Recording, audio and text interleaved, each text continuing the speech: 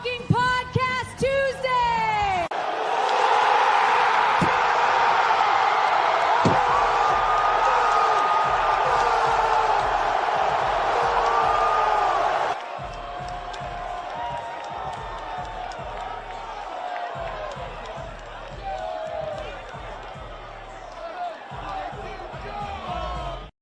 Dude, we had to pull that off. Whoa! We're here! On time! Well, yeah. I would think this is for us for sure. Yeah, no, we must be doing something right today. All right, let's make sure. Are we good? Because I know I messed this up last time. No, we're good. We're good? We're good? All right. Oh. So excited. What's up, bro? So excited. It's hard to hold the energy. It's so much good shit that's happened today. It's been a good 2 weeks. It's been a fucking. It's been a good summer. It's been a great. Yeah. It's all right. We'll get into it. We'll get into it. Absolutely. Are you guys ready? Are you fucking ready? It's fucking Podcast Tuesday. You know what the fuck that means? Like, fuck, man. It's fucking Podcast I'm trying to hold this in, bro. I'm trying to hold the excitement in. I'm really excited. All right, ready? Ladies and gentlemen, boys and girls, people over the age of 18, this is an adult entertainment program, and we are here happily being the number one podcast in the world, Advice Unfiltered. We're Chris and Tony, and we have a special guest, somebody who likes to the crap out of people. Jake Hager is coming on tonight. Bro. Yeah, dude, how cool is that? Mr. All-American, Mr. We Are the People. We are the people, baby. Yeah, dude. Jake Hager coming on tonight, talking about his rolling power slap this Friday, July 10th, with Ellie Dempster. Shout out Ellie. Shout out to Ellie going for the flyweight belt. Yeah. Right? Yes. Fuck yeah, 125 pounds. She'd be knocking the shit out of people. Bro, I would be so afraid to get smacked by her. I think Jake is what, 246? Jake is scary. Jake. Yeah, Jake's a big boy. That's what Jake is. He's a big boy, man. Now he's a big boy. I can't wait. I'm fucking excited, dude. What a great honor to have. You know, and what a great way. So listen, I'm wearing my white and blue. Yeah. So shout out to America. Happy 250 years. Happy birthday, of independence. America. So I'm going to wear my All-American because, you know, Jake is Mr. All-American, man. All-American, man. Got records in college. Oh, it's his story. 30 fucking pins in the season. Great. Yeah, dude, what a great story. Wait, do you guys to find out who he is? Yeah, if you don't know, you will know. You will know. You will know. You're going to start talking shit to your friends and family. Be like, if you don't leave me alone, I'm calling Jake to smack the shit out of you. Yeah, right? I sent them the video. I sent him and Ellie a video, right? I don't know if you guys have ever seen it, but there's a YouTube video called The Slap. Okay. And it's a guy that literally is just smacking the shit out of everybody at a picnic, right? Oh, Cops come in, and he's just, I I sent it to both of them. I go, this is your training video for the week. Yes. I love that. I have seen that before. Yeah, they were just smacking the shit out of people. The guy, I think that the meme I saw with it, he's like, you can't talk to my kid like that. And he just starts smacking the shit out of everybody. It's fucking great. So, all right. So, as always, welcome to Advice Unfiltered. Myself, my great buddy Christopher David, Christian Behind the Mic podcast. Our mascot down here for you guys who are new to the show and joining us. And we've got a ridiculous amount of new people joining the show. Parker's our mascot. You'll see him probably coming in and out of the show. But thank you to Instagram, Facebook, TikTok. Yes, you guys who are watching us can see us everywhere. However, we say it every week, especially today, because when we have a guest, the only way to see the guest and to interact and ask questions is to go on to YouTube. I'm going to restate that for everybody watching on social media right now. If you are watching this show and you want to watch the interview with our All-American, Jake Hager, Mr. I'm going to slap the shit out of you this July 10th. What a great name. Freaking, what a great name. Mr. On WWE, Jack Swagger, if you didn't know. If you want to watch the interview, you have to go to YouTube. You're not going to hear him on TikTok, Instagram, or Facebook. You got to go to YouTube if you want to watch the actual interview and hear what he has to say. Yes. If you just want to stay focused on me, then you can just stay here. It's fine. Whatever. If you're afraid to get smacked by giant but you want to see a giant man talk about his life journey and his struggles and why he does what he does and what it's like to living the life of Jake Hager. Yeah. Look, and So if you guys want to know how to find us, you can just go to YouTube. You go to Advice Unfiltered with Chris and Tony. The important part is with Chris and Tony. Otherwise, you might wind up on The Sopranos, but not really. I don't think so. No, you type in advice. Type advice you in, and we come up right number one. So I figured. Number one, baby. Yes. Go to the page, and all you got to do is if you see the live tab, click the live tab. You'll see the show live. So, with that being said, behind the camera, Mr. New Handsome Man on the scene, taking over all the modeling gigs with his new haircut and lifestyle. Right. What's going on, Christian? What's going on, guys? There he is. There he is, the handsome man with the plan. There we go. How you doing? Not much, guys. You know, it's technically this was week 1 of Tuesday is now my marker That's good. for Weekly success. weekly success. I love It's that. the only day I'm going to be weighing myself, Okay. and according to the scale, I'm down 8 or 9 pounds. Yeah.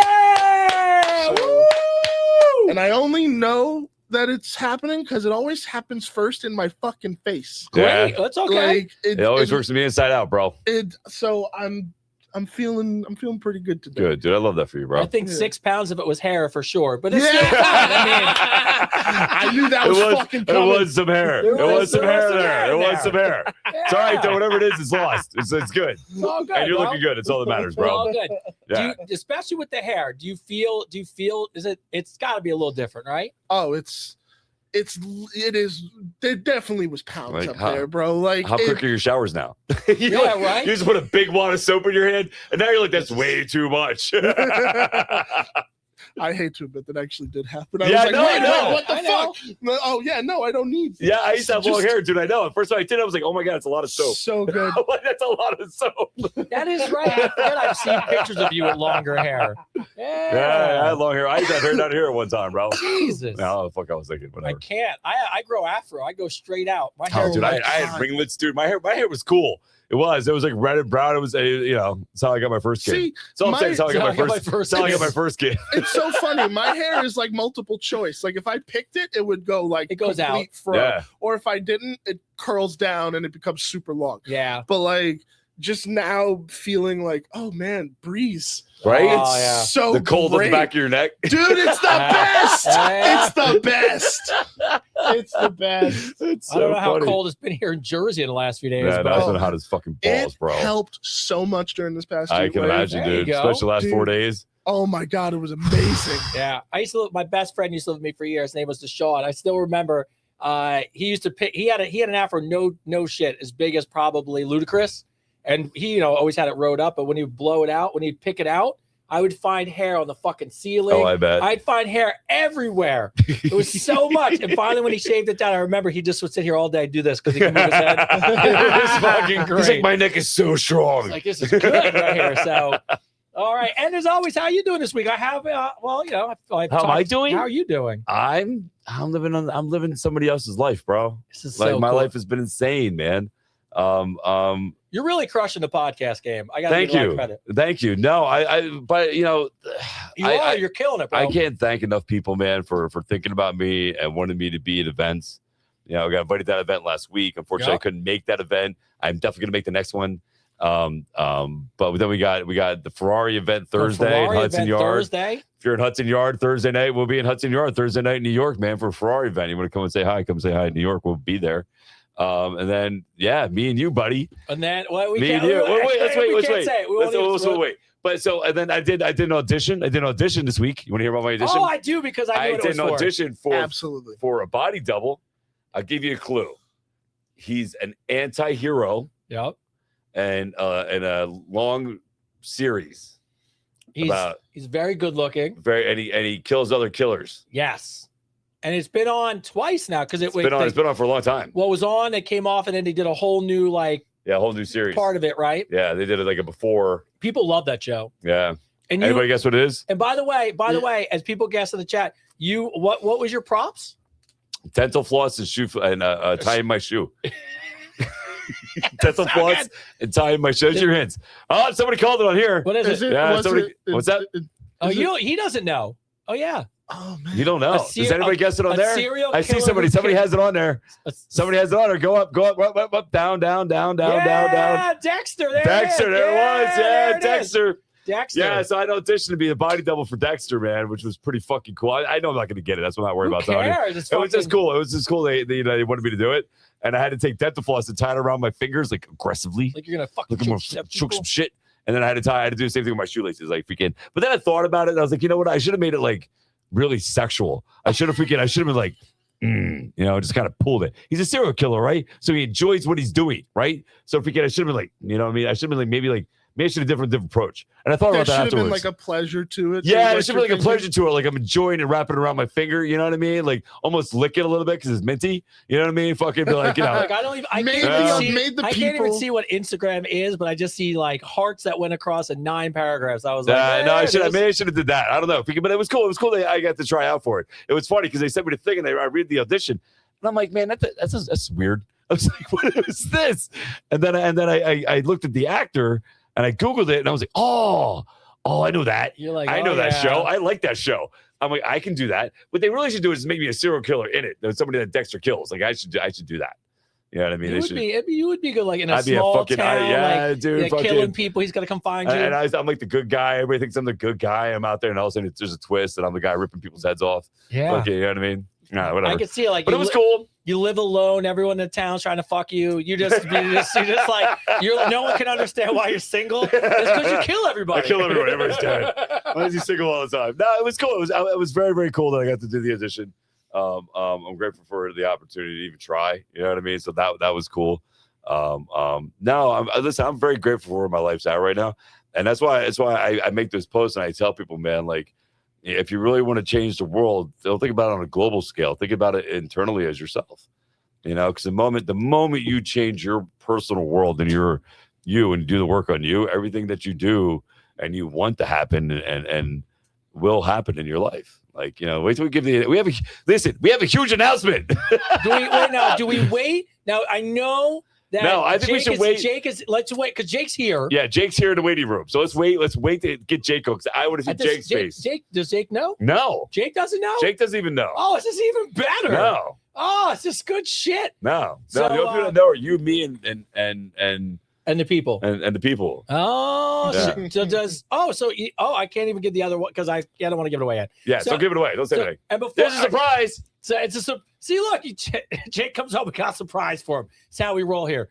And before we even get to that, one last shout out. I know Buzz is here. He's always here. Shout out to Buzz. Buzz. What's up, Buzz? Buzz is, for anyone who doesn't know, Buzz is fucking killing it right now. He is in the podcast world. If you haven't checked out Buzz's podcast, please do. Yes.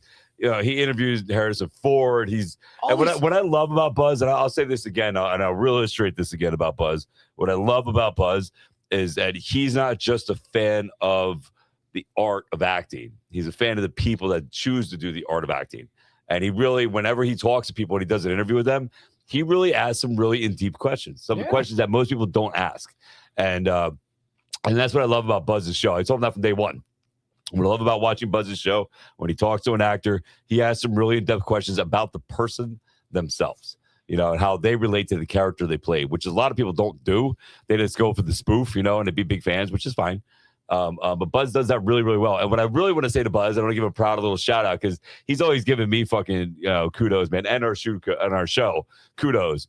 But he's always giving me props for saying that, you know, I gave him the courage to be able to speak about his own struggles and what he goes through. And I just want to say, man, I've watched a couple of your latest episodes, and I love the fact you're opening up, bro. I'm glad you're letting people know about your struggle, you know, your thoughts about quitting and moving forward and choosing your job over your podcast and then coming back to that balance, you know, of choosing your passion over your necessity, you know, and chasing your dreams. And now you're succeeding at it. Like, I love all that. So shout out to Buzz.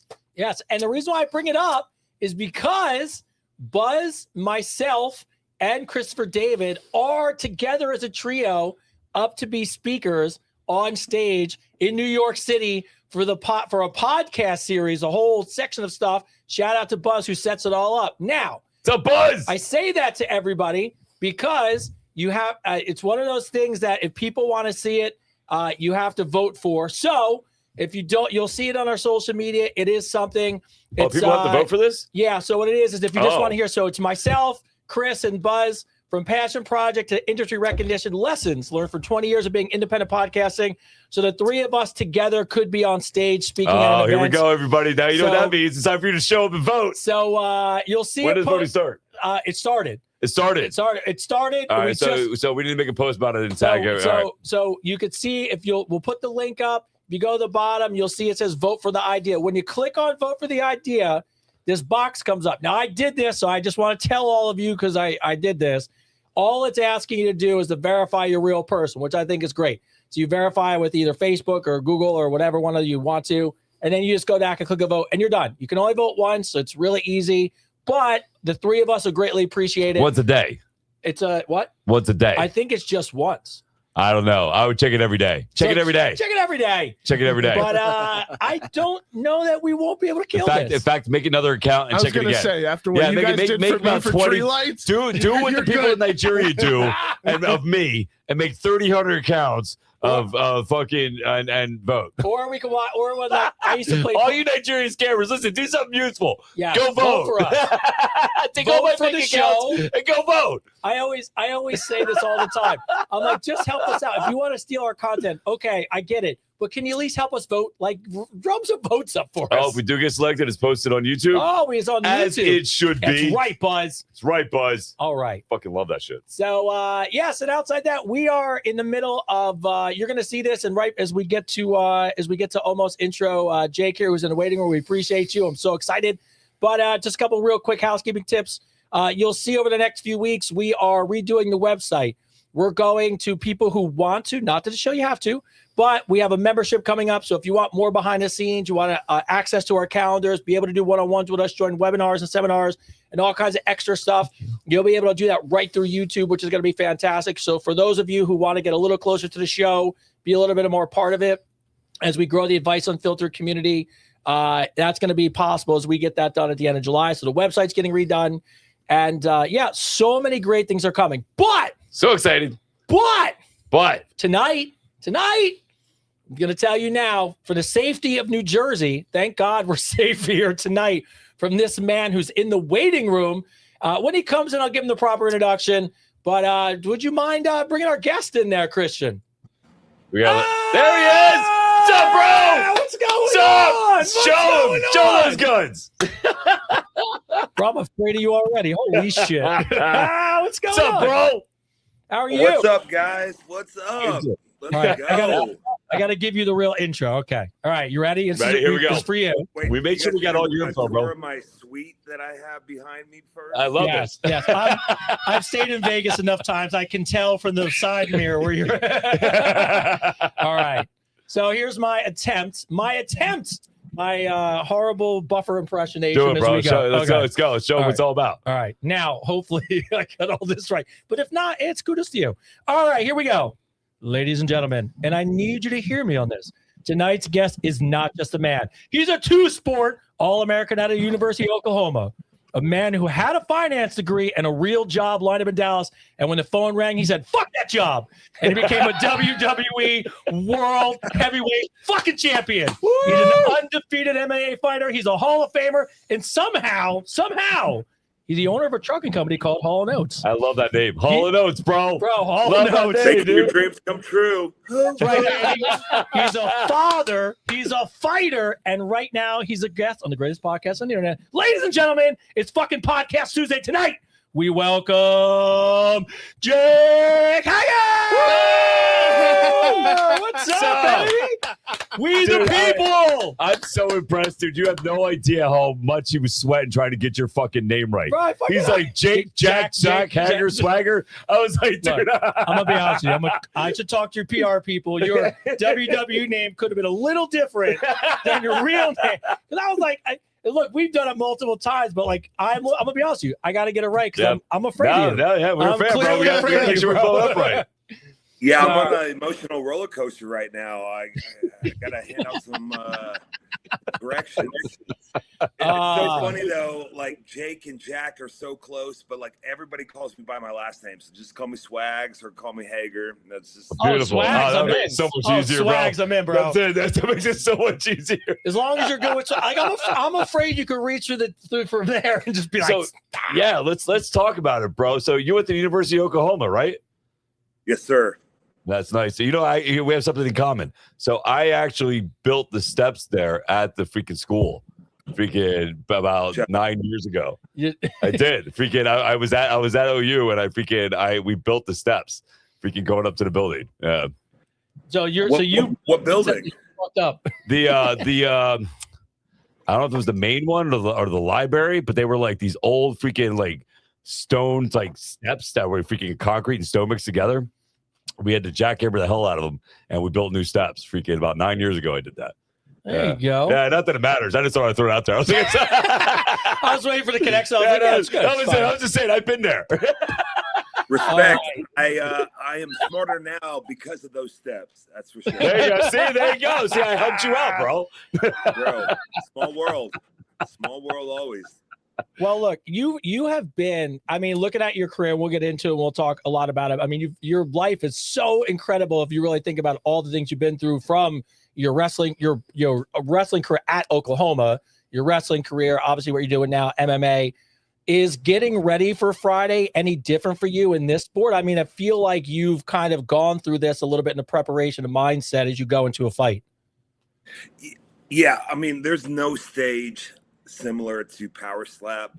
Pro wrestling is adjacent to it. MMA is adjacent to it. But it's a whole new world.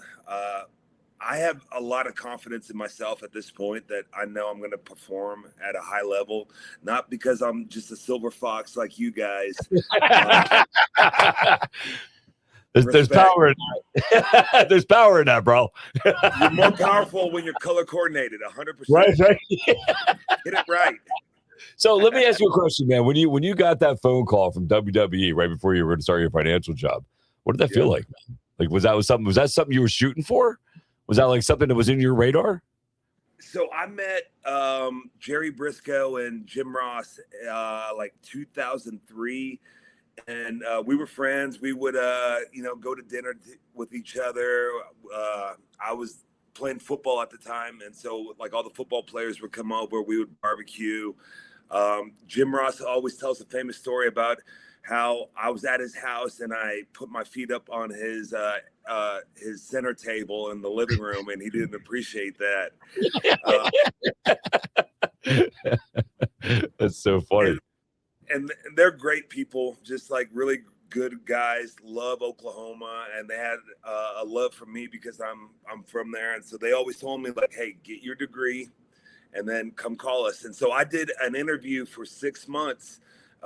With the financial companies trying to get a degree with the firm, but this was 2006 and the bubble was about to crash. And so I'm so glad I didn't go into that field.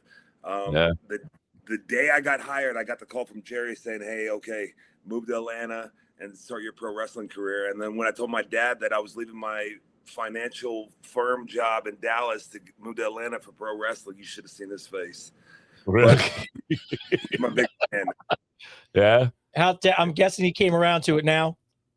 Oh yeah. I can imagine, dude. I mean, what a journey that is, right? So what was the age you started wrestling? Like, were you young when you started wrestling in school?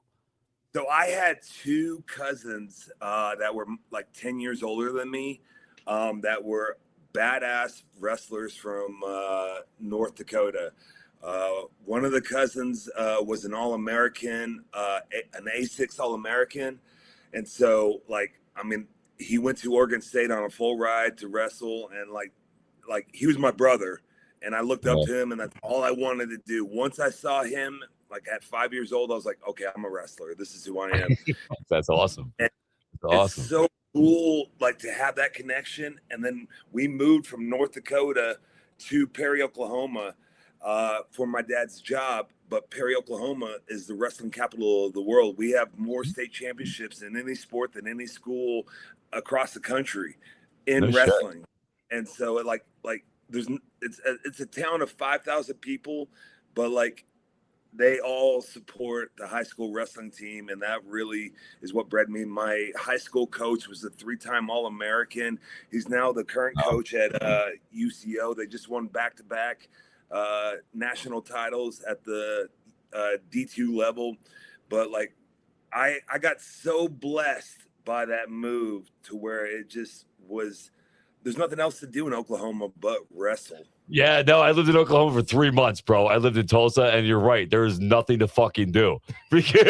nothing to. I would type in hiking trails, and it would show me the border of the whole state, and nothing in the state. I'm like, wow, okay. I'm like, fuck. They're Now, like, is go you- catch catfish or something. Yeah, dude.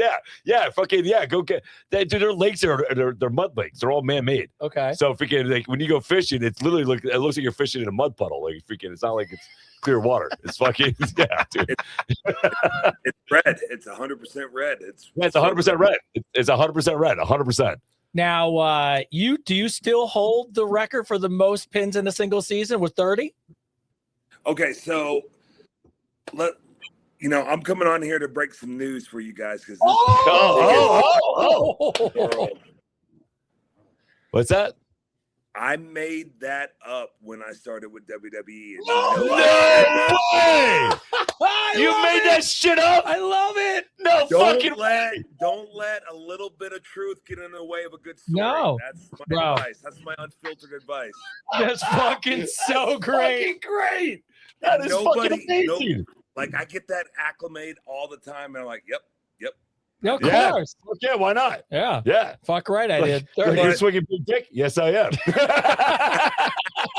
After me, big dick player. Right, dude, yeah. I did have 30 pins my senior year in high school, and I was 31-1 that year.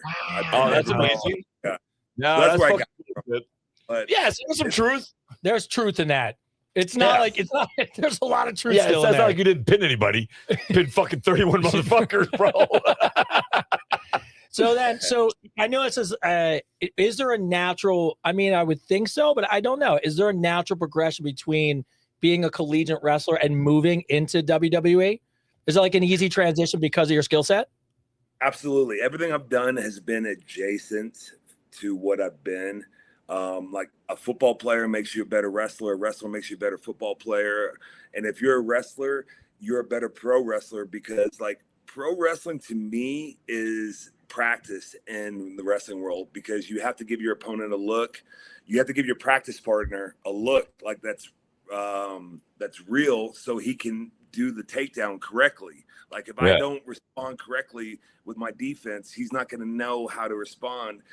And pro wrestling is a dance, and it's kind of very similar to that. And like I remember my first pro wrestling practice, like they were like, "Oh, he's a natural at this." I'm like, "This is what I've been doing for Forever. 11 years." Yeah.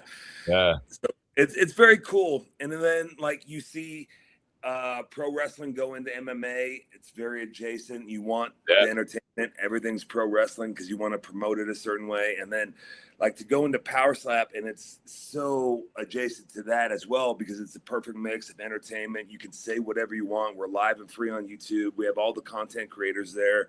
It's exploding on the world because they want you to be entertaining. So like I know how to put on a show. And listen, that's amazing, dude.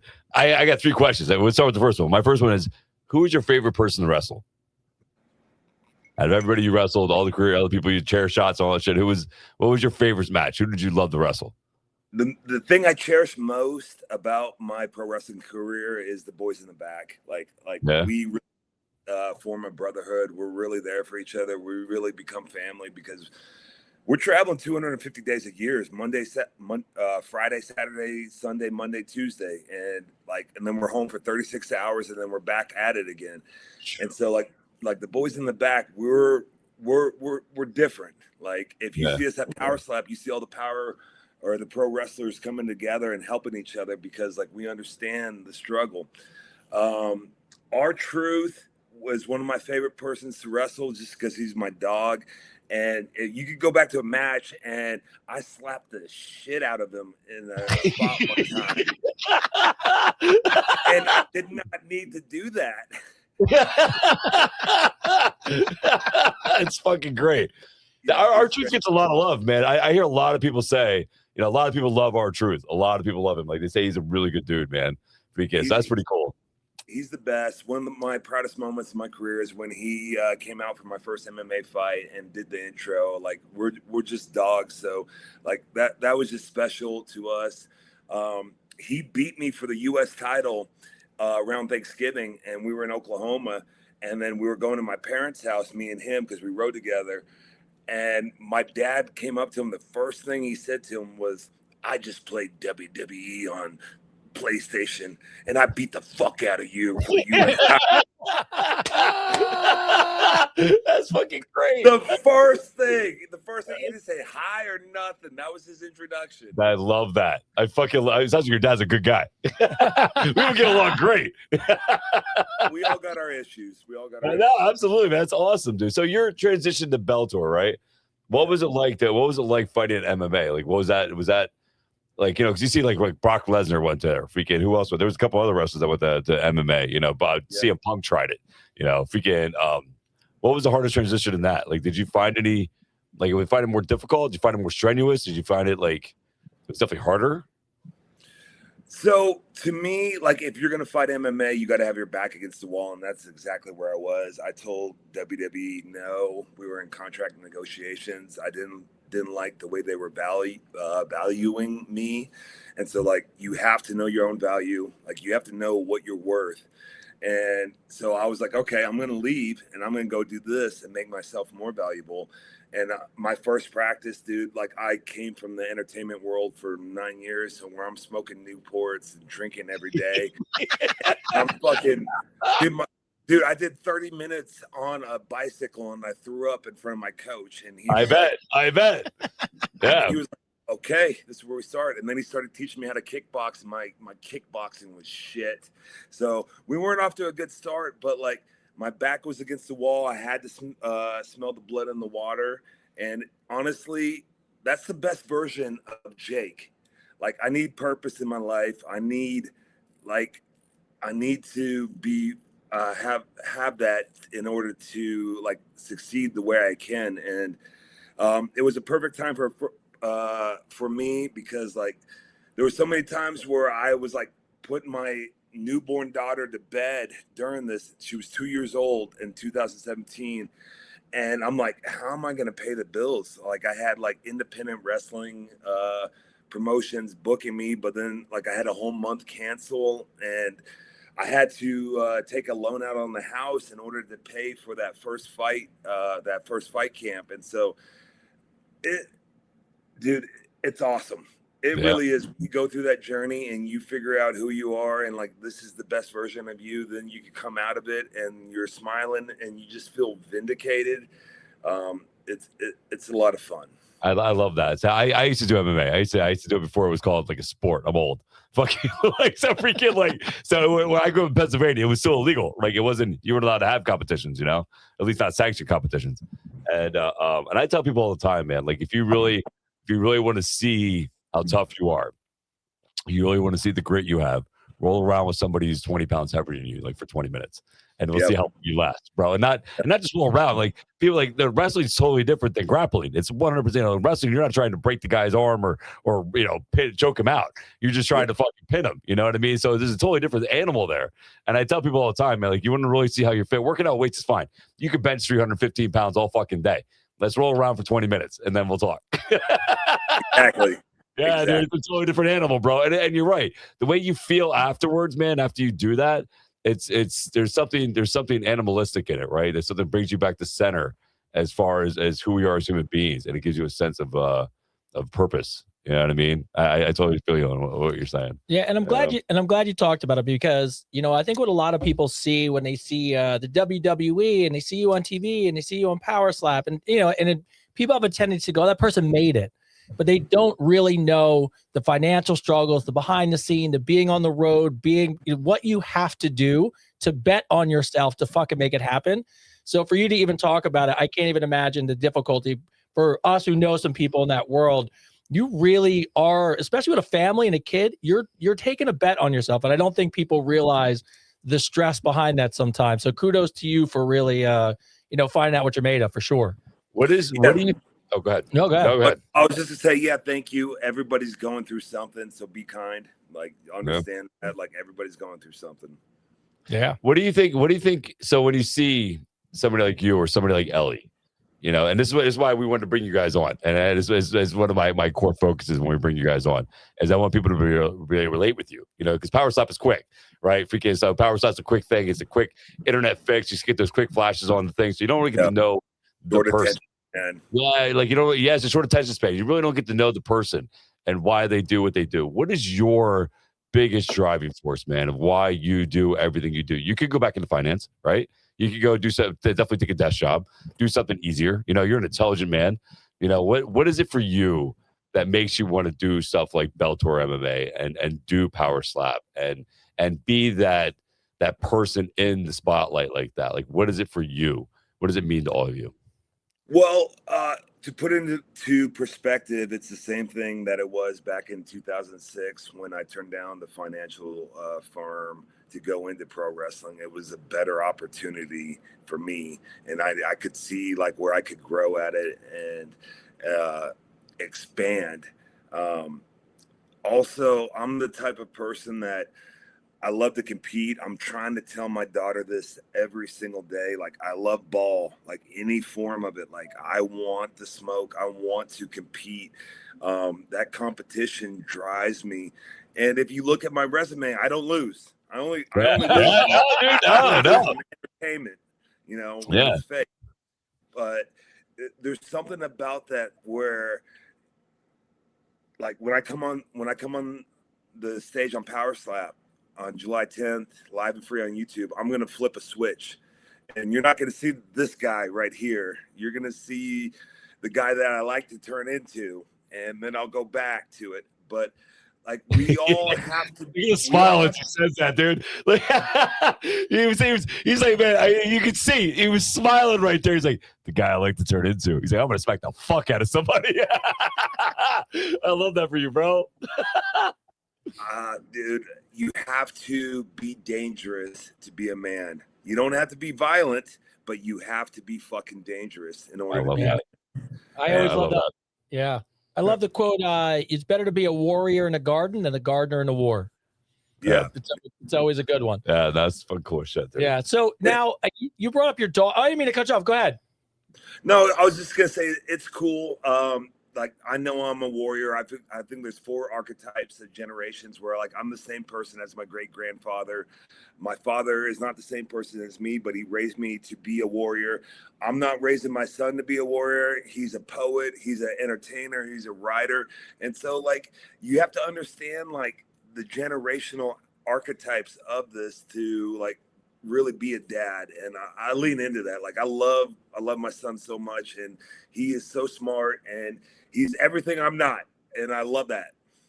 That's amazing. Yeah. So wait, I love this because this really ties into what we've been doing this whole month, right? So before we had you come on, we're big mental health advocates, right? And June was Men's Mental Health Month, and that's why we had Ellie come on and talk about her relationship with her father and how every time she wins a bout, first thing she does is take her gloves off and calls her dad. So the fact you were saying how much you love being a dad, being a father ourselves, and we're big dad promoters, man. We love being a father. I wear this because my kids bought me the Superman thing, and that's who they think I am, right? Because so understanding that, what did your relationship to your father mean to you that helped shape you into the man you are? So my dad is very hardworking. He grew up on a farm in North Dakota with 4 brothers and 3 sisters, and they all worked the farm. He was shot in the leg by a .22 from his other brother when they were killing crows off of their farm when he was like 12. That's family love.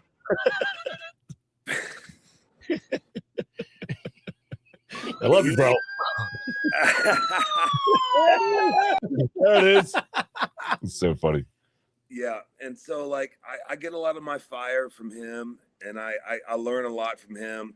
I wish I wasn't as stubborn when I was a kid and I was better at a mechanic and fixing cars, because he would always have me in the garage holding the flashlight, like, hold the flashlight here, like, you know, the typical meme. But I learned how to work hard, and I learned the value that hard work always pays off from him. It's amazing. Yeah. And now, and talking about being fathers, what is it? It's got to be, first off, we already can tell how many times you've mentioned your kids, how much you love them. How hard is it being on the road, traveling, the grind? Because, like you said, coming through WWE and then going into Bellator and now going into, going sport to sport to sport, people forget sometimes the travel, the grind, what it takes on a relationship, the family, the kids.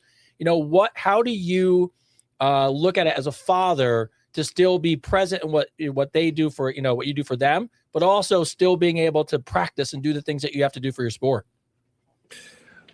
That's a great question. And that's why I started the trucking company, because I wanted passive income to where I could be at home with them, because, for the first 10 years of their life, I was gone 250 days a year. So like, that's half their life right there. So like, I've only been there like 5 years, like props to their mom for raising such great kids. It's definitely on my mind, and I definitely focus on that more now than I can. It's one of those things where like you weigh the two edges of the sword, and you take the sharper side of it, because that's the shorter road type deal. But like, I want to be there. I want to be a dad. Being away from them now when they're like 11 and 15, it's a little bit different. They have cell phones. We have FaceTime. So like, I can communicate with them more. Absolutely. But it's still like a constant struggle to stay connected with them. And just like, look, I want to be super dad. I don't want to be dad. I want to be super dad. Like, I want these little shits to change the fucking world. Yeah. Fuck right, bro. Fuck right, dude. Hell yeah. I'll give you a hell yeah for that. I support that 100%. I'm the same way, dude. I tell my kids all the time, man. I'm like, listen, there's something special about you. You know what I mean? Like, I have an 11-year-old too. My youngest son's 11. My oldest is 27. And I tell them all, man. I tell them all the time, man. There's something different about you. You know what I mean? Like, you guys can do whatever. That's why I'm sure it's why you do everything you do too, right? We want to show them they can do this, right? They can make stuff happen if they fucking grind. If they just put their fucking nose down and do the fucking work. Yeah, I mean, I think you're a great example of that, Jake. I think you're a really good example of that, man. You know, I really appreciate that. I definitely have my faults, and they see that, and I'm trying to correct that every day to be a better dad, and so they can be better people. Dude, we all do. Have you read my book? You should read my book, dude. You want to see some fucked up shit. Look, and I've been waiting for the free copy to be sent to me. I got you. What? I got you. I'll send you a copy. Wait. Not yet. We got a surprise for you. Yeah. So, but also, look, and we talk a lot about this. It's not the easiest thing in the world to do. We're both divorced. We both come from, we've both been fuck ups, and we're honest with our audience, right? 100%. We haven't been the best, but one of the things we always talk about, not kudos for saying it, is the fact that you do give the kid's mom credit, right? Because we talk a lot about it. Because shut up for that, bro. Because it's two guys who are divorced. We've been in situations where we wish you could do the same. But yes, we do kind of. We wish you could do the same. But I'll say it. I ain't afraid to say it. I know. We wish we could give a shout out to them too. But it is what it is. Me and you both. But I give you props for doing it. I give you props for doing it, bro. But no, it's meaningful for the kids, right? So it was great to hear you say that. And I think about it now that your kids are older, because it's your son and your daughter. Do they watch? Do they watch Power Slap? Do they know what you're I got your 15-year-old for sure. But do they log in on YouTube on Friday night? They watched the first one. They're gonna be watching it on the second one, I'm sure. It's one of those things where, like, I want to show them, like, there's more to this world than just who you're with and, like, relationships. Like, I want to show them that there is love in this world, even though that two people can't be together. I definitely don't want to fuck them up with a divorce. That was my biggest fear. Good. I told their mom, I was a shitty husband, but I'm gonna be a good ex-husband type deal. And like I don't have any family in Florida. Like, she's like, I have to rely on her. She has to watch my dog when I'm here in Vegas. And so it makes it so much easier that we can just move past it. It is what it is. I'm not a victim. She's not a victim, and just help each other. And I respectful, bro. I definitely see, like, the response in the kids. Like, I think we're doing good. Like, it's been like 3 years since the divorce, and I don't see any change in them. And that's awesome. That's my marker. Kudos to you, bro. I did have my oldest son. My oldest son will tell you, and it's one of my proudest things, man, because me and his mom fought for 5 years when he was young, before he could remember anything. And the only thing he remembers, bro, and he'll say it to this day, I might have came from a broken home, but I wasn't raised in a broken home. If we can, and I love that. You know what I mean? So that's kudos for you doing that, bro. You know what I mean? Yeah, Respect. dude. No, it's you know what I mean. You put the kids first. You know, we talk about this all the time. We talk about all the time, man. But once you put the kids first and you look at it from their eyes, what do they want? What's best for them? That makes the relationship fucking 100 times easier. Like 100 times easier, bro. Then I no longer have animosity towards you, and you shouldn't have it towards me. All right, we should be thinking the same thing. Yes, we should be here both for these kids and have their back 100%. You know what I mean? If we can, whether you don't like me or not, It's fine. You know what I mean? Like Yeah. That's good of you, bro. No, that's it's fucking great. cool as shit. It's great. We talk about it all the time. So that was one of the things I know when reading your bio that was really important to you. And we shout on the mountaintop about it all the time. Me and my son's mom don't get along at all. But I tell him all the time, like, she loves you and I love you, and that's all that counts. Yeah. And it doesn't matter that what our feelings for each other, it makes no difference. And now he just turned 18, graduated, he's going off to college, he's doing a trade, and I'm like, I just sat there at graduation and I just started crying because it was like thinking about, when you're in it, there's moments when you're like, you just want to scream at the other person, strangle them. And you're like, then I look back and go, no, we did the right thing. He's a good human being because we made better decisions. Those moments you want to play Dexter. I did. That's very true. So where's he going to college? So he's going here local, but because he wants to be an electrician. So what we did is he wants to get in a trade. My dad, my grandfather, college. Bro, my dad, 100%. My brother, and my grandfather are all by trade master plumbers. And my dad's a master plumber and a master electrician. And my son immediately was like, yeah, I want to be in a trade, which is AI proof, and wanted to do it. So I was like, high five. And this was, all his friends are great, but people around him are like, oh, you're not going to college? It's so shitty. And I'm like, no, it's fucking not. Yeah, but no. Make it 120,000 while they're owing 120,000. 24 years old.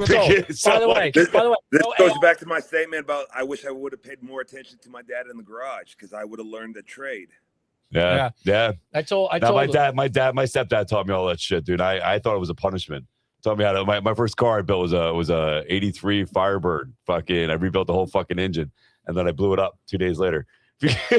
Fucking blew that engine right the fuck up. I told you, I gave my dad my $1,400 for my first car, and I was like, he's like, oh, I'm gonna pick up your car. I was like, great. He came back. It was a Chevy Camaro with no tires on 4 cinder blocks with no engine. I go, what the fuck is this? He goes, we're gonna build it. I was like, see, that's what I love. See, I love the comment that came up there. Real man taking accountability. See, this is why we love having you on, bro. Look, we just talk about you. Because this is what we do, right? We get people, and that was my whole mission about having you guys on, you and Ellie on, is I want people to see you for who you are. So that way we can help you build your brand and show people the human being behind the guy who's smacking the shit out of somebody. Yeah. You know what I mean? Like, yeah, you smacking the shit out of was fucking amazing. But let's know why he does it and why he is the man he is. You know what I mean? So I think that's great that everybody's actually seeing you for who you are. I promise, cross my heart, hope to die, that I don't envision my ex-wife when I'm slapping.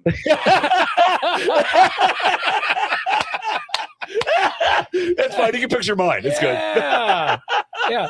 Look, just so we know, you can picture ours. It's totally fine. I'll send you a picture if you want. So honestly, though, like, I'm glad I can laugh about it now, but like in my mind, that was the biggest loss that I ever took in my life. Like I told you, I don't lose. And to split the family up, had $1 million home, had to sell it for the divorce, and now the whole life changed. It was a big deal to me, and like for the longest time, I couldn't stop blaming myself. Like I blamed myself, and I was like, "This is why you're here," and like I was hiding from the change. And like now I'm in a point to where like, oh, you don't like this? Then fucking do something about it and change it. And so like it's so refreshing to like go through that journey, because like, dude, like the last 3 years have been fucking rough on me. And so like now that I'm here and I have like so many opportunities where I could just work hard and you'll change it. It's so refreshing to feel like I'm there. Like I'm so glad to be out of the smoke. Let me ask you a question, man, because I ask everybody this, because I think it's two really good questions, right? So you went through something that you never thought you would go through, right? It was probably the hardest thing emotionally that you've ever gone through, right? Yep. Doing the work to get through that, to get to this point where you are now, was it easy? No. Right? And I definitely didn't make the right choices to get through it. I was drinking too much, fucking hiding from myself to do it, like to not even face the fact, like, what am I really upset about? So I feel like I've got there now, and I feel so much better about it. And I can look back and like understand, like, hey, this is what you were doing. You were doing this wrong. This is the way you were thinking. Like, don't think like that. Always got to keep going. Always got to look up and never fucking stop, because we don't have a fucking choice. Yeah, no, we don't. No, we don't. Because the option is failure. We don't fail, right? So it was fucking hard, right? It was fucking hard as shit, right?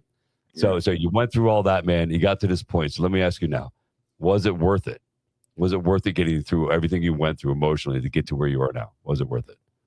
Hard work always pays off. It's always worth it. There you go. See, there you go. See, I love that, dude. See, that's I think that's something that's why I really try to drive this home for everybody, right?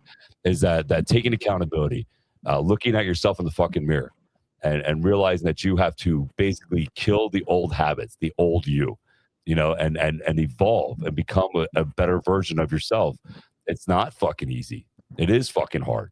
But at the end of the day, man, the work that you do mentally transforms everything around you, right? Like you just said it yourself, your kids are benefiting from where you are in your life right now. You see no change in their behavior because of the man you've become now to make the relationship better between you and your ex-wife. I mean, that's amazing. I mean, you should get mad props for that, bro. You should get mad props. It's not easy. We've all, I guarantee you, I don't know you that well, but I guarantee you all, we can name somebody that didn't get through the battle, that took the other option, right? And So for me to you, bro, from one survivor to mother, I just want to tell you I'm proud of you, bro. And I from one man to another, I think that's cool as shit. I think it's awesome that you opened up about that, because again, I think one of the things that we all need to do, especially men. I don't know if you know this or not, but me and Tony on this campaign right now in 2026 about redefining what a masculine man is and getting rid of what the fucking toxicity is. Let's go. Yeah, dude, we're making sure that we can be vulnerable, we can talk about our shit, and we can still fuck people up if time calls, right? So forget that's it, right? But at the same point in time, our focus is to create a safe place, man, that people can talk about. Your biceps aren't hiding from anybody in this campaign. It's mediums, bro. I tell people all the time, like, yo, how do you get in shape? I was like, I buy Baby Gap. Yes. I was like, I go and I buy the smallest shirt I can get. Yeah, mediums, baby. Yeah, you'll see me on Friday. I'll be wearing a medium. That's right. See? Well, so should we tell him? All right, we got a surprise for you. We got a surprise for you, bro. Guess what? We're going to see you on Friday. No. Okay, we're coming to Vegas, bro. We got fucking tickets, baby. Yeah, bro. Yeah. So we're going to meet you in person. I'm not fucking leaving. That's what I'm talking about. That's right. Woo! Yeah, Power. Yeah, bro. Shout out to Power Slap, baby. We the people, bro. Shout out to Power Slap. It made it happen. So we are flying in for the event. Yeah, they sent me a personal request this morning to come. Yeah. Me and Tony booked the tickets, so we're going to be there, bro. We're going to cheer you on in fucking person, bro. Well, by the way, that's what we're saying. Chris could give you a book. That's what I'm saying. I got you. I appreciate it, but I really feel like this is Ellie's night, so you guys are coming to fucking support her, dude. No, you're absolutely right. No, absolutely. This is Ellie's big moment. We're supporting both of you guys, man. We're gonna come there and we're gonna support the whole thing. Like I said, our objective, man, really, in all honesty, is to bring a spotlight onto your sport, and bring a spotlight onto your guys' story. Like Ellie has an amazing fucking story. Yeah, he really does. My god, I only have a glimpse of it, and I like more of it yesterday when we were doing media, and like this girl is just something else. Like, just refuses to give up. Like, no matter what she's going through, like, okay, I'll go live in a rainforest for a little bit to fucking get my mind right, Right. No, she's an amazing specimen, bro. I'll go to Thailand and knock out 16-year-olds to get my mind right. Right. And then I'm gonna teach kids how to fight so they don't get fucking sex trafficked. Yeah, I know. Like who? I told her, I'm like, you're like a real life fucking superhero. That's what you are. You're like fucking, what was that Bruce Lee's character? We freaking the End of the Dragon guy. She's like him. Like fucking, she's out there just fucking shit up. Just fucking shit up, dude. Yeah, no, she's an anomaly. She's one of those ones and rare ones. You know what I mean? Like fucking, she's one of those. And I told her story is fucking amazing. Like that's why we're really excited. I'm pretty sure she's the one. We had two people trying to get us tickets, but I'm pretty sure it was her vote that got us the tickets. So, which is great. Well, I always, the fact that when we talked to her, it's like there's purpose behind what you guys do. Yeah. And, and when she steps on that stage and she told us how much the stuff outside the ring means to her and what she's really doing it for. I mean, she's an amazing human being. Yeah. I mean, there's no other way to put it. She's unbelievable. Yeah. I took a lot from watching her videos because like that was my first one. And so I'm watching YouTube, I'm watching all the fights, I'm watching different fighters. And the one thing I took away from her is like she was very Canadian polite in between slaps. She wasn't aggressive. Dude, like she was like hands behind her back, like, okay, you know. Dude, when she got hit by that's what I did. When But she like, got hit by I respect that so much because we talked about this earlier. Like you can't be angry up there. You have to be calm. And that's how you get more powerful. And really? Dude, So me, and she said it was 25%. Bro. I saw that video, bro. We saw it. I saw that video. Yeah. You saw me say, damn, girl. We put the show notes in and we were organizing the show and we used ChatGPT to put the questions in where I was putting it together. And at the end, ChatGPT said, you know, it'd be really fun. And I was like, what? And it was like for a promo, you should let her smack the shit out of you two. And I was like, no, not at all. I'm good. We're good. Freaking, Audience will have to survive without that. Right. I freaking, yeah, no, it's amazing. So you're fighting that night too, right? July 10th, you're fighting also, right? Yeah, fuck yeah. Yeah. I saw the card. So, same card. Yep. So let me ask you. So you're training for this, right? First off, for the people who don't know what Power Slap is, yes. Let's go over the rules, right? Let's go over the rules. Yeah, let's go over the rules. All right, so it's scored like boxing. If it's non-title, it's 3 rounds, and then there's certain like indications that the judges take to make their scoring for it. Like there's that box, and they have a red box on one side, a blue box on one side, and so do you move out of the box after taking the slap? If you don't move at all, you're eating it pretty much.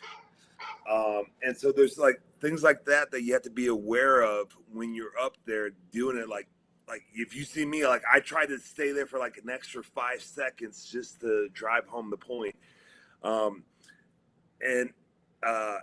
When you're up there slapping, you have to adjust. You have to listen to your coach because on the 3rd round, Brandon Bordeaux, the butcher, told me to lower my measure. And then I got the knockout after I lowered it. So like, it's like little things like that, but like everybody wants to say it's brutality. It's not a sport, but it's 100% of the sport. There's technique on defense, technique on offense. When you say lower the measure, you say lowering your hand a little bit? Contact point. Yeah. Contact point, so you go a little bit lower on their face? Yeah, so you kind of want to be like right here. So you can make the jaw waggle back and forth. That's a knockout, huh? Yeah, and so the knockout is like you turn the jaw and that cuts off the air from whatever, the esophagus or whatever I put my dick in. I like him so much. I love you. I can't wait to hang out with you. We just became best friends. There's so much, but that's the thing. People don't realize the 2 things that people probably don't realize is one, like you said, staying calm and being relaxed up there is a huge advantage. Right? Because I would have thought it was the other way around. I would have thought the more mad you got, the fucking harder you would hit. So you literally have to stay calm. You gotta use your technique, right? I'm definitely angry up there. I'm definitely I was like pissed as fuck, bro. I put the switch, but you can't be talking shit. Like, don't waste your energy talking shit to your opponent. Don't waste your energy talking to the crowd until it's time to celebrate. Yeah, I will say that when you watch that video of Ellie after that, she smacks the show that pro wrestler chick on her Instagram, and then she girl hits her back and Ellie smiles. It's like it's like one of those things, one of those moments you're like, I want to be a little turned on, but I'm scared. Like everyone is of Ellie. I promise you. So it's interesting. So when people see you, wrestler, WWE, you're smacking the shit out of people. If anyone sees you out, you're probably one of the biggest, toughest, most physical specimen. I mean, you got to be 6 what? You're tall as fuck. What are you 6'4"? Yeah, 6'4". What is it like when people meet you off stage? Is it just a different? Like, are people shocked? Do people get the same vibe from you? Like, what are you like off stage versus on stage? Do people just? This is a great question. So I'm glad that you asked it. Especially coming from like the entertainment field where like this shit is not guaranteed. It's not going to last forever. You remember my manager, Dirty Dutch Mantel? He had the big mustache when we Yes. So he's done everything in pro wrestling. He's done the writing. He's done the promoting. He was a manager. He was He started AEW or AEW, right? Or AWA? Did he start at AWA? In Puerto Rico, he was involved there for a long time, but he didn't start AEW. Gotcha. AEW would be a lot better if he was fucking there. But If he was there, right? If he told me one thing, he told me two things. He's like, Jack, you got to use what they did to you in the last 9 years for your next career. Like, you got to promote yourself using that. And then he also told me it's only a problem when they stop asking for pictures, when they stop asking for interviews. Like be gracious, like enjoy it, be nice. And I really enjoy giving people the moment, like, because I can go back to like 1996, and I'm climbing on top of a St. Louis Cardinals clubhouse so I can get an autograph signed from Fred McGriff, my favorite baseball player of the Atlanta Braves, who's my Braves, baby. Favorite team. And so, like, give them that moment, and you'll be okay. Yeah, no, I love that, bro. I love that. I think it's awesome. People, I think it's one of the things I always see John Cena do, right? I always see John Cena always take a moment to say hi to kids and whatever else on social media. I think it's good to pay it back. You know what I mean? Like, it's good. Like, it's gracious and humble. You know what I mean? He's granted the most make-a-wishes of any person in history. Yeah. Well, you like you said, you don't think about it, but that moment to that fan change, like, they never forget it. To them, moment. Yeah, it literally is a moment where you can just add so much positivity to someone's life, and like, you can't understate that. I need those moments. So like, I just trying to do what I can. Everyone's going through something, like we talked about earlier, and you just have to kind of understand, like, no matter what you're going through, they're going through something also. So understand that. No, 100%. Now that your career is a little different, you're in a different stage of your life. Obviously, you're in a different sport. What does your actual training now look like in a day-to-day? My go-to answer for Power Slap is I eat a lot of pussy because I have a strong jaw. I'm a wrestler. I'm gonna be honest with you. It's solid advice, bro. Solid advice.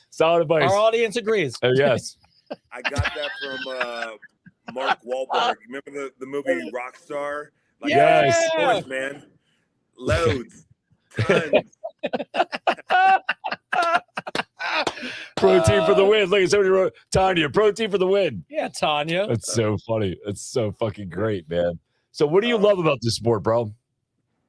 Honestly, I really do love this sport. I feel like I was born for it. Like, it complements all my strengths. It's so adjacent to what I've already done. You need a strong neck. You need a strong jaw. You need to take a hit. You need to be accurate. And then at the same time, you have to be entertaining. Like, you have to put on a show. Yeah. And it's really cool. And so if you look at MMA, like, for the longest time, boxing was the main sport in America going back to 1920s. And then MMA kind of replaced boxing. And then bare knuckle boxing hasn't replaced MMA, but it's gone up there with it. And then, like, I feel like Power Slap is the next evolution of it. And it's just kind of different. Like, the show is different. You get 3 seconds and bow. The attention span is 30 seconds and you're there. And I think it's a great opportunity. I'm so glad to be a part of it. I really do feel like I'm going to be champion one day. I love that. No, fuck yeah, bro. You are, and then we will have you back on the show. Now we'll have you back on the show anyway. You come back anytime you want, bro. Anytime you want. Anytime you want. Fuck yeah. I'll wear my flannel, brother. Yeah, right. We'll do flannel Tuesdays, red, white, baby. Blue, dude. Red, white, blue. It's my All-American. I got off. Actually, it's funny. I got off what's like July, whatever, 3rd or 4th, and I got off the boat, and the Marine had a giant flag that said "We the People," and I immediately was like, "We're doing the right interview." That's what I'm talking about. We the people, bro. We the people, baby. Well, that's what I thought. When I saw that you were doing it too, I reached out to Ellie, and I was like, "Yo, man, is he doing it too?" She's like, "Yeah." I'm like, "Well, we should have him on." And then I was like, we were talking about times, and I was like, right after 4th of July. Like, you couldn't have a better fucking than Mr. All-American, We the People, on right after 4th of July. Like you could just say, fucking America. You know what I mean? Like without Jake Hager, Jack Swagger, Mr. Swag himself. You know what I mean? It's fucking perfect. That storyline was more over than they ever gave it credit to, and I'm very proud that I wrote that storyline. Did you really? Yeah. I wrote a much larger storyline, and they took the immigration part out of it to make it the main part. But like, I could bring that back to WWE tomorrow, and it would still be very popular. Fuck yeah, we love it now. We love it now. I want a shirt now. I want to fucking, you know what I mean? I want the shirt now. Yeah. It's always current. It's always current. Right. Absolutely, America. Unfortunately, it's always current. Well, you know, that was something like, if we were to go in the history of WWE, that was something they were always really good at. You know what I mean? They're always good at taking the conflict on the outside and bringing it into the wrestling event. I mean, you had Hulk Hogan versus Sergeant Slaughter when Sergeant Slaughter went to work with fucking what the hell's his name? Not the Iron Sheik. Yes, the Iron Sheik. He went there with the Iron Sheik. He jumped the Iron Sheik. So you had the American flag with Hulk Hogan. You had freaking Slaughter trying to break it up. You know what I mean? That's kind of what it was. It was kind of like, you know, you were bringing America. It's an American sport, baby. One of my proudest moments in that run too, before we became a tag team, is they had me beat Hacksaw Jim Duggan, that's fucking cool. Dusty Rhodes, and Sergeant Slaughter in one match. And that's amazing. If you watch that back, you see Dutch beating the hell out of these guys with a broken crutch. To the point where I was like, hey, that's good. They're okay. That's fucking great. I remember dude, how cool is that? How cool is that? You met Dusty Rhodes and all those guys, dude. All those guys that are no longer with us that helped make, you know, wrestling what it is. Dude, wrestling was one of my beyond cool. Right, cool. dude? Like, Dusty would come up to me and he would look at me once I was up on the main roster, and he was so proud because I was one of his guys. Yeah. Like I couldn't cut a promo like Dusty, but like I was one of his guys. And I really remember one moment where he was randomly up there and he like took me aside and it was like, "I'm proud of you." And I was like, "Holy fucking shit." That's amazing, like, bro. Is that amazing? I grew up watching him at NWA, you know, if he can, and then AWA, you know, if he can, when he was fighting, you know, the Thunderbirds and fucking and like all those guys back in the day when it was on ESPN at 4:00 in the afternoon.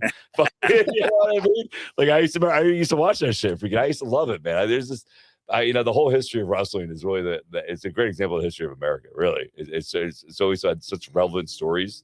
I still have the I have the whole outfit, real legit, all made. I wear it every year for Halloween. Rowdy Roddy Piper, baby. Oh, fuck yeah, I got Rowdy the real Piper. fucking kilt and everything, baby. I love it. It's the best. So listen, you're fighting. It's fight week in Vegas, right? So there's gonna be other fighters there too, right? Are you? I'm assuming you're going to the McGregor fight. No, I'm not going. I don't like being around people like that. It's not my thing. No. I've been to the party. I've seen the dance. It's cool that like I get to be a part of it, and we're definitely going to have like the most VIPs and celebrities at Power Slap on Friday because of the McGregor fight. But I'm not going. And to your point earlier, I got a great Roddy Piper story. I met him at Madison Square Garden way long ago, and he came up to me and he placed his hand on my cheek and he was like, "Hey, how's your family? How you doing?" And I was just like, "The fuck's going on?" But it was so endearing. It was so like he actually cared. I can't even picture him doing that. But he cared. So at my last fight for Power Slap, his daughter was on the card, Teal Piper, and I told her that story. And she was like, "Yep, that's him. That's who he is." And so it was kind of like a full circle moment. So wait, his daughter does Power Slap too? Yeah, she was on the Power Slap 19 card with me. Shit. Yeah, she's a pro wrestler. She's a badass. She's a ginger like him. Yeah. We'll have to get her on the show next. I would love to talk. We'll have to get her. Jay, you make that happen. Got it. Yeah, dude, that's cool as shit, dude. That's cool as shit. And all right. So as we're getting closer, physical toll. You've been thrown, slammed, choked, punched. By the way, at an elite level for fucking years. What hurts the most that you don't talk about? Whatever the ex-wife says. Words matter. So getting punched sucks. Like I got my fourth fight, I got rocked in it, but I was able to come back from it and win. But like that sucked. One time I was in Madison Square Garden again, and I didn't move in time, and Mark Henry jumped on me. Did like a face. He pretty much sat on my face, mustache ride. Oh my God. Dude, how strong is he in real person? Like in real life, how strong is he? He's one of the strongest people ever. He's I know, yeah. He's actually a real strong man. And so like his son Jacob is just graduated high school, and I was working with the University of Oklahoma to get him recruited there to play there, and he signed, but I think he moved on to something else. But like I was very proud that he was there. But like, dude, Mark is so strong, and he's one of those guys that like so nice, but like he saved me because he realized at the last minute that I wasn't out of the way, and so he folded somehow. I can imagine, bro. It's like getting hit by Yokozuna. You know what I mean? Like, fucking no. Yeah. How did you come up with Hall Oates? What's the name? I got to give credit to the fucking ex again. She came. that was a little reminiscent. He's like, oh fuck. I'm an '80s fan. I just asked. Yeah, is that where it comes from? I love 80s music, and she showed me to it, and we were trying to come up with something witty. Like I originally created this company in 2021 when I was at AEW, and I was in go CDL semi trucks. Now I'm non-CDL box trucks. It's just easier that way with regulations and stuff and starting off. So like eventually I may expand. I want to be a fleet owner, but right now I'm a flea. So that's all right. Hey. Listen, I trained a guy, man. This guy I trained in my gym, Peter Glazeman, great human being. He came over. He was part of the Red Army. He came over here, maybe 30 years ago, somewhere. And he was a delivery guy in New York, bro. And now he owns a whole fleeting company of delivery trucks, man. 30 years. And both his boys work there. Both his kids work there. You know, I got the youngest son doing the whole EV trucks, you know what I mean? Trying to make that happen. But they're a great family. What a great American story. So, yeah, dude, listen, you can definitely make that into a fleet. It's going to take some time. You got this, bro. Yeah, absolutely. Absolutely. I got a buddy of mine that I've known for 10 years. He's very successful in the trucking industry. He's out in New Jersey, and he's kind of like my motivation and like my go-to to. We're in Jersey. I'm sorry. No, we're in Jersey. I'm sorry. Oh, you're sorry. Fuck, me too. I like it. I'm a homer. Do you know how many flights I missed around Newark because I made one wrong turn and it's all one ways? Dude, we know. Fucking it sucks driving. Where the fuck why can't you make a goddamn left turn? It's fucking the most stupidest thing I've ever seen in my life. Jug handles and pump your own can't pump your own gas, baby. No, that I don't mind. It's just funny when people from Jersey leave here and they go to different states, and they sit the pump and waiting for somebody to walk up, and nobody can. What do I do? What do I do? I'm like, your survival skills are here. Yeah. As you're going into this, do you obviously you're new to the sport, it's gonna be a card, you're working your way up. Between this and Hall Oates, do you think this is you do your career here and you think the legacy ultimately will grow in the Hall Oates fleet? Is that really kind of the path you're looking at right now for the future?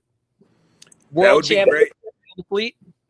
That would be great if it did. If Hall Oates grew into a family business, and then one day, like my kids could take it over. Right now, it's kind of a splash in the pan, and it's like I'm working hard to keep it alive. They always say the first year in business is the hardest, and I promise you, I've got gray hairs. I'm smoking Newports because of it, but like we're gonna get through it. We're gonna keep going, and you learn a lot. As long as you keep learning, then it's gonna be okay. If you stop learning, then it's going to be bad.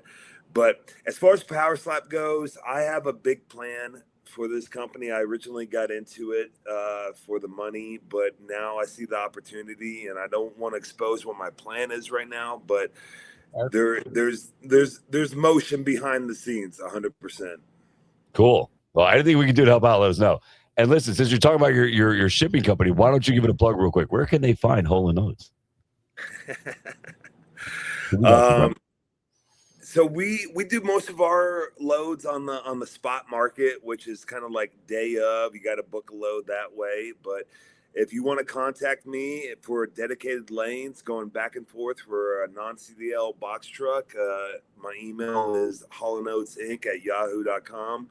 And I promise you that we'll be the best company that you ever worked for. There we go. Yeah, Hall Oates, everybody. Yeah. Love that. So as we're bringing the show to a close, first off, on my part, what can we are fucking geeked about going on Friday. Obviously, we're excited to see you and do all this stuff. What will be it? What can we expect from never being at this kind of event? Like, could you just give us a little bit of like, this is what you are going to expect to see? So after my last fight, Charlie asked me, like, hey, is there any stage like Power Slap? And I said, oh, I've been on all of them, and they're all great. There's no stage like Power Slap. Once you go to this arena, and once you're in there for the fights, like, it's a whole different atmosphere. You can hear the violence. You see the aggression. And I'm going to get arrested. There's VIP everywhere. Like, it's a big deal. Like, people want to come to this. So, like, it's such a fun time. I've met so many big like college football execs from going to these because like it's a a high ticket item. Yeah, but like it's so much fun. Like just to watch it and like you hear it and then you watch it and it looks horrible. Is it that horrible? Did she just ask for another one? I go back. I just saw Ronda. I just had this doing Ronda Rousey was at her first one, and you just watch all the facial expressions. People are getting it. She's like, oh shit.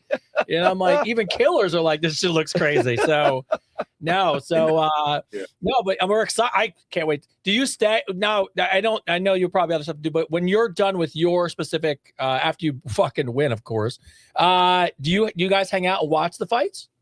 I don't know how that works. Yeah. I'll definitely be sticking around to make sure that Ellie gets the championship and watch that. It's important to me. But like, I've only done one. I stuck around for the last one. Like sometimes, you get hurt, you got to go to the hospital, but that ain't gonna be me. I'll be there to watch Ellie raise the gold and then give her a big words. Fuck yeah, dude! Now I'm stoked. I mean, let's break it down here. This is the biggest, largest event in Power Slap. The most sold tickets ever. The point where they actually had to bring in 200 more seats because it sold so quickly, from what I understand. So this is a huge deal. Like this is the beginning of something magnificent, like another level. Like this is another level of evolution on the sport. Well, that's which is fucking cool. That's what happens when Dana touches anything. Yes, yes. It also happens when we get invited. I'm just saying. That's also what happens when I've been on the month before. That's right. That's right, bro. That's right. And when you have a superstar like Ellie leading that fucking charge, man, that girl, again, can't talk enough highly about her. What a fucking great individual. What a great person. Oh my God. I saw her for the first time this week and she called, she said something about her Tesla and I didn't get it. And she's like, God, I didn't know you were that old. And she just like made me leave the room.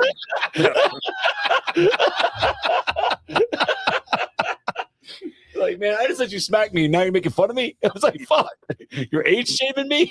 That's fucking great. With the championship, she's gonna smack me again, full go. That's awesome. Oh shit. Well, that was the thing. I was telling my clients I was going to interview and everything, and fucking even ChatGPT said everybody's like, if you let her smack you, bro, you get better ratings. I'm like, I'm good, bro. No. I'll get those ratings anyway. I was like, it might take a little longer. I'm good. No. I was like, fuck it, I like my head where it's at. Yeah. when I first suggested that she would slap me for that interview, her manager or cameraman, whoever was working with her, I was like, it's okay. She knows how to lay back, and he was like, no, you don't understand. She does not know how to do that. Dude, I've been fighting a long time. I knew by that video I watched when she slapped that girl, she didn't just slap her. She went through her. Like, if you watch that video, she hit her so hard and so quick that when she was coming back around, she almost backhanded her. Like, fucking, like, she was like, wow. I was like, holy shit. I was like, there was no hesitation. There was no, like, I might hurt this girl. No, I'm going to punch through her. Yeah, no, it's going to be fun, man. I'm so excited to be there, bro. If you had to say anything to anybody about watching this event and why it's so important, what would you tell them? Give that promo, man. Give them that fucking shout out. Power Slap 21 live and free on YouTube, July 10th. It's going to be a very big event. The sport is only going to grow and get bigger. And if you want to see people going through a struggle, going through what they have to do to be successful, people that are just say fuck it, and that we keep going, and that we will eat a slap in order to keep fucking going and always look up, tune in. Love that. Fucking love that, bro. Oh my, and I'm good. Chris, anything from you there, sir? Where can we find it? All that good stuff? Yeah, dude. Yeah, fucking yeah. Throw your Instagram, bro. Tell everybody about your Instagram. Tell everybody one more time about your Hall Oates. Give them all that promo stuff, man. Let them know. Where can we find you? Yeah, find me Real Jake Hager on Bumble and Tinder, and hit me up.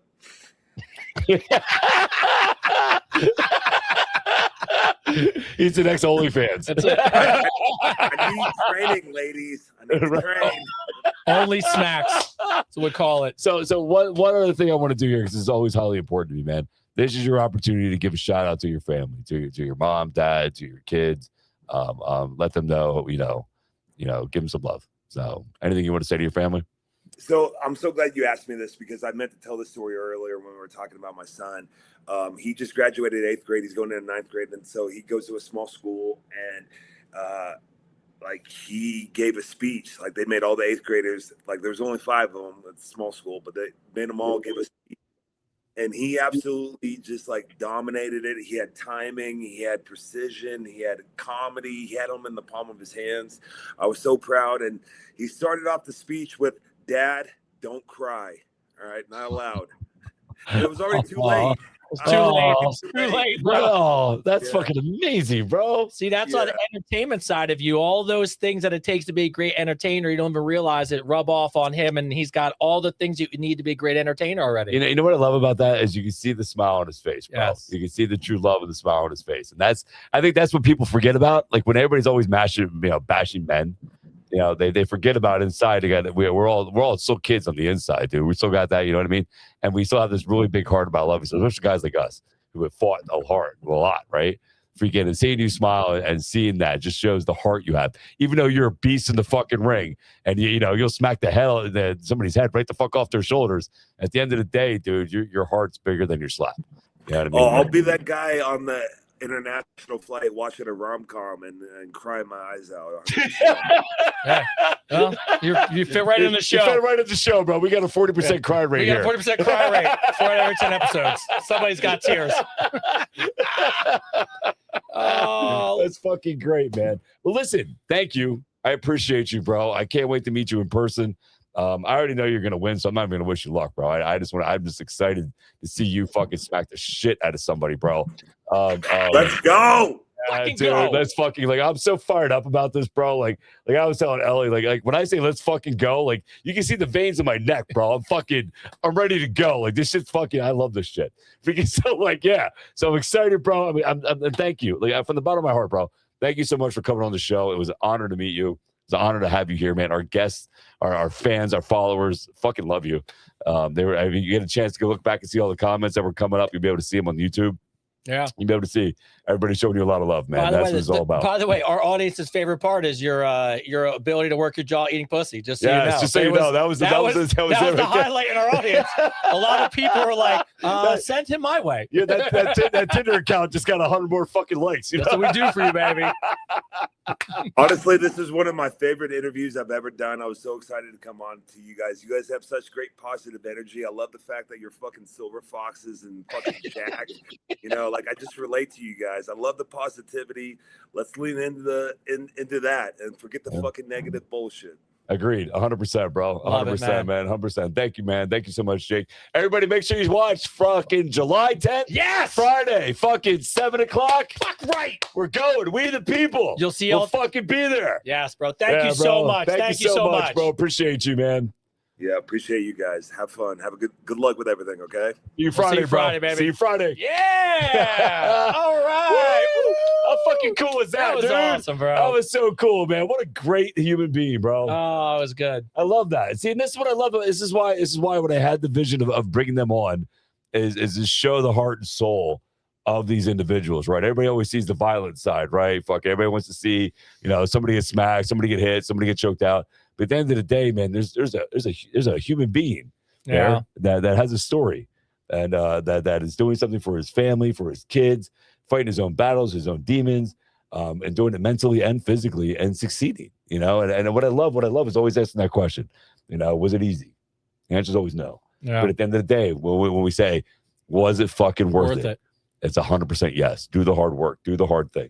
Fucking test yourself. Fucking do the work, man. And life pays off, bro, in the end. And I think what a lot of people now, hopefully from watching this episode, will understand is you now step back from the sport and you realize that's a guy just on the grind trying to make it happen. Yeah. Right. And doing whatever it takes, not only for himself, but you really for his family, for his kids, being able to manage, his relationship post-divorce and all the things that he's doing and still having a sense of humor about it. But I know, we know behind the scenes the grind that he's going through. Yeah. And those personal moments alone, right? Yeah. Those personal moments alone where he has that conversation in his head.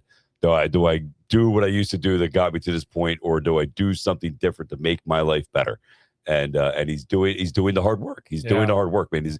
He's a true American. Fuck right. Fuck yeah. He's true American right there. People, What a great way to end, the whole July month or the June month in men's mental health and bring in July 4th and bring in the new thing. What a great example of what a positive man can be. They always say, men aren't willing to talk about it. They're not willing to be accountable about it. And right there was a perfect example of a man who was willing to be accountable. Give credit where credit was due. Absolutely. Gave credit to the mom, and saw the bigger picture. Yeah. Just like Ellie. Both. That's why I really wanted to bring these people on, is because they see the bigger picture at the end of the day. Yes, they have a job to do. They have an entertaining job to do. But at the end of the day, that job is more than just the job. It's the example they set for their kids and the example they set for others and how they can help others. They both are great examples of that, Ellie and him. So thank you guys again, man, so much for coming on. What a great show. I know he's just like this. As soon as he said his son started to read a speech and he started crying, I was like, yep, that's me and Chris. Yeah, that's me and you right there. Yeah, dude. No, what a cool fucking dude, man. Yeah, what a fucking cool shit. I was hyped all day for this. And the fact that we're going to meet him is fucking awesome. Oh, it's fucking cool shit. I can't wait to go to meet them both, man. Yeah. And what's really cool is being able to cheer them on in person. You know what I mean? Actually be able to fucking be like, we made those AI videos. You made those AI videos. We're like, well, that's actually going to be us now. Yes. We're actually be either, fucking, I'm excited. I hope we don't get no fight. No. And look, by the way, I will fight nobody. I will fight nobody at International Fight Week at the UFC. We're going to roll everybody. Roll it with everybody. Tag team. Bro, everyone in that fucking arena can fight, bro. No, you're not tagging me. Tag in. I'll tag you in, and then I'll just sit back. Like, don't get smacked out, bro. I'm bringing a chair. Bro, everybody in that venue's dangerous. Look, when he said he only went to high school with like whatever amount of small kids and they're all, that little town's 5,000 people and they're all wrestlers. Yeah, you don't fight. Dude, I was like, man, that's literally you're walking into a town of ninjas. Yeah, you walk into a town of fucking wrestlers right there. Nobody fights. Nobody's fighting anybody. Nope. Everyone's dangerous. Like you came in and you looked at it like, yo, you want to go? And everybody just looked at you and was like, okay. Sure. So I do this every day. Right?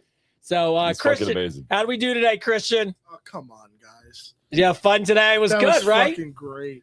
Yeah. That was such a cool interview. Right? I love, you guys really do get into it so well. Thank you. I'm sitting there listening. I'm like, damn, these is good questions. And I'm like, I totally understand his dietary, his jaw workout. You like his jaw workout? His jaw workout. No, what a great guest, dude. What he fit right in, bro. Yeah, he fit right in. I love the fact that he was just authentically him. Yeah. And Ellie was too. Like there was no.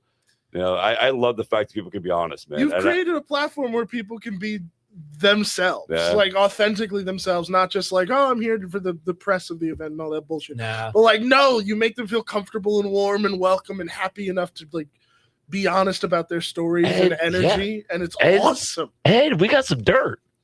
You got dirt. Yeah, we got the breaking news. We got the breaking news. Yes, that we record, did. that record's only. By the way, I ain't telling nobody. Nope. As far as we know, dude. Listen, we're gonna keep that going. That's it. I heard it was 60. I heard it was 60. I heard it was 60. It was 60. 60. That's what I heard. 60. 69. 69. Yes. In the month of December alone. In the month of December alone. He had 69 fucking pins. Yes. So and 9 of those were girls' vagina. Yes, they were. With his mouth. At the same time. So no, my end, look. It's fucking great. We're heading out to Power. Shout out to Power Slap. Go to Power Slap. Yeah, shout out to Power Slap for sending us the invitation. We are on the way, which is exciting. Obviously, shout out to Jake and to Ellie for making that happen, which is amazing. Thank you guys so much. And between the stuff coming up for us, and in a few weeks, shout out fucking Ronnie Coleman. Ronnie Coleman's coming on the fucking show. Lightweight, baby. Fucking lightweight. I fucking can't Ronnie wait. Coleman's coming on. So, on my end, I appreciate all the audience. I appreciate you guys as always. Thank you so much. When we bring on people, and you guys saw a great example of it, we really try hard to make sure that it resonates with the audience. And he was a home run. So was Ellie. Yeah. And I think to your point, really specifically to your point, so much is about hearing their stories and learning so much about them so people could attach themselves to them emotionally. So, and nothing's going to be cooler than going, by the way, the best part of the invite that I saw from Power Slap was like, can't bring purses in, can't bring bags in, can't whatever. It's like cameras, abso-fucking-lutely. Oh yeah, no, we'll be doing the whole thing live. Yes, we will. Yeah, we'll be recording the whole fuck. We're going to shoot as much content as fucking possible, bro. 100%. So on my end, I appreciate you guys always. Chris, I love you. Chris, I love you. Thank you guys. And as always, bring the show to a close. Mr. Christopher David. Wow. Let's take these off. What a fucking good show. I'm sweating. I'm literally sweating right now. It was great. Sweating. I'm so fucking fired to fuck up. Like fucking, you can't even see it. Like fucking veins are popping out of my shit. Fucking fired to fuck up. Anyway. Oh, that's awesome. Power Slap, July 10th. Man, Friday night. I can't tell you guys how excited I am. This is something I envisioned for us to go. Thank you to Ellie for making it happen. Oh, you keep calling this shit into the universe. You do. You do. I give you AU. Yeah. No, if you can, it's why I tell people all the time, man. It's not a fluke. No, these interviews aren't a fluke. These opportunities aren't a fluke. These places that we're going aren't by mistake or by chance. They're by grand design. I told Tony 2 months ago that whatever opportunity we have coming up this summer, we're jumping on it. Every single fucking opportunity, we're going to jump on it. We're going to network like crazy, and doors just keep opening. Get kicked the fuck in, bro. Just left and right, bro. Just fucking keep opening up, man. And I'm so grateful. I'm so honored, and I'm so humbled by it, because these are people that literally, they can get anybody. Yeah. And they're choosing to come here because we created this space. You guys, you followers, created this space. That people feel welcome and they want to come and share their stories.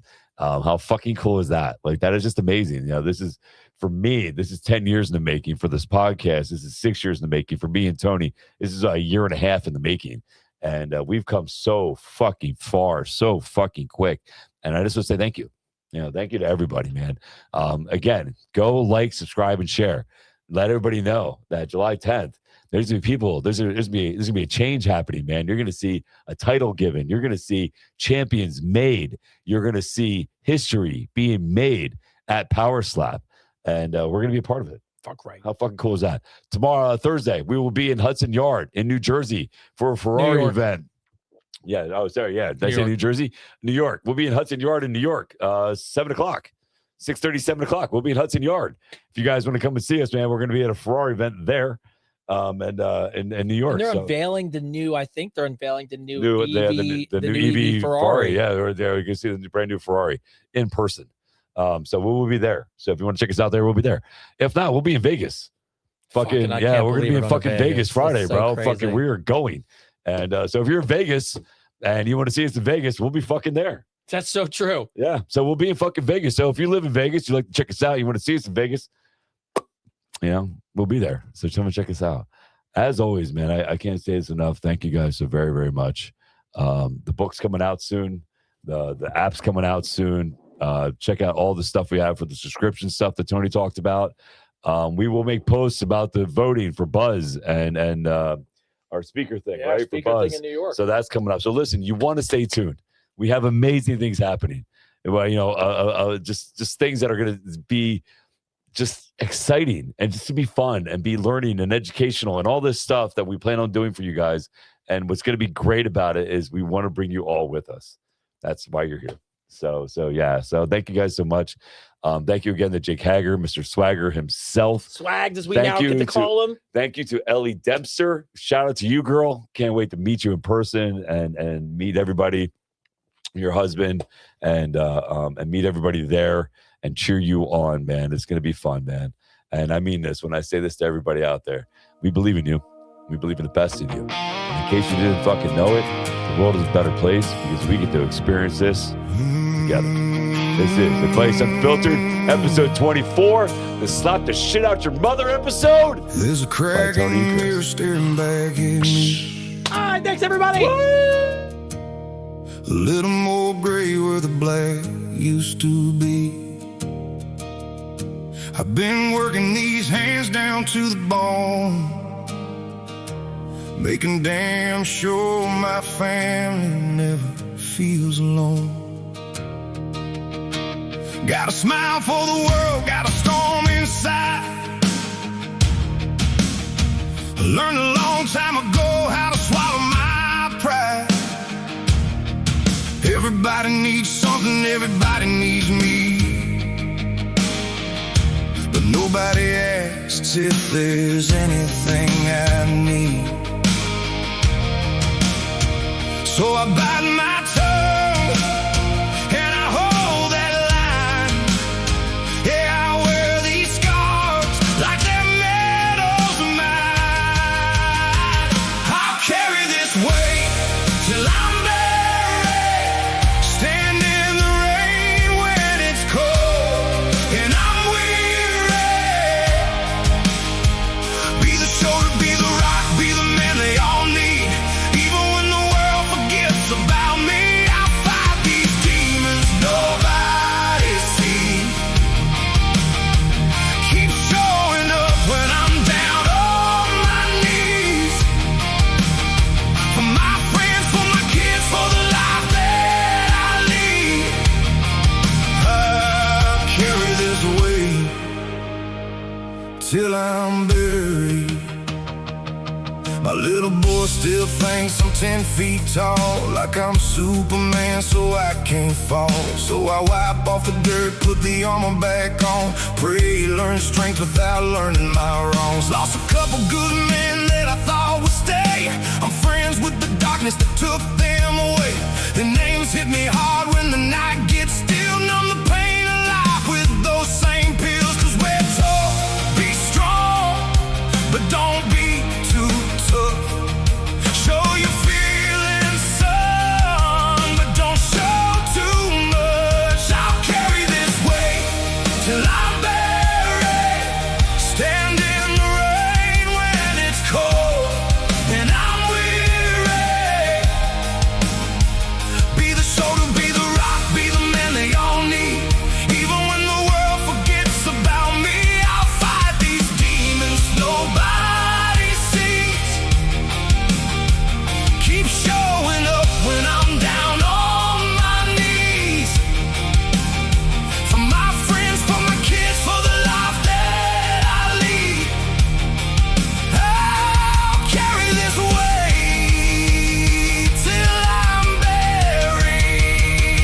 Yeah. Some nights will break when nobody knows. Behind closed doors when nobody goes. The strongest men cry when nobody's around, but we keep getting up when we're beaten down. Same old scars underneath different names, different faces fighting through the same pain. Holding on, letting go feels right. Just trying to make it through another night. I'll carry this weight till I'm buried, stand in the rain when it's cold and I'm weary.